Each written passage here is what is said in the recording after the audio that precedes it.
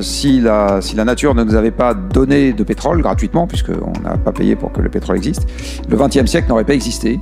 Et en fait, le monde qu'on connaît aujourd'hui n'existerait pas. C'est que la planification, elle porte sur des durées qui sont longues. Et du reste, c'est un des problèmes pour les élus. C'est que les élus aiment bien en général avoir des résultats qui se voient dans le courant de leur mandat. Là, on est dans un exercice qui est un peu plus désagréable pour eux parce qu'il faut prendre des positions aujourd'hui, commencer à faire des efforts aujourd'hui pour des résultats qui, pour partie, se verront après. Qui soient sortis de leur fonction.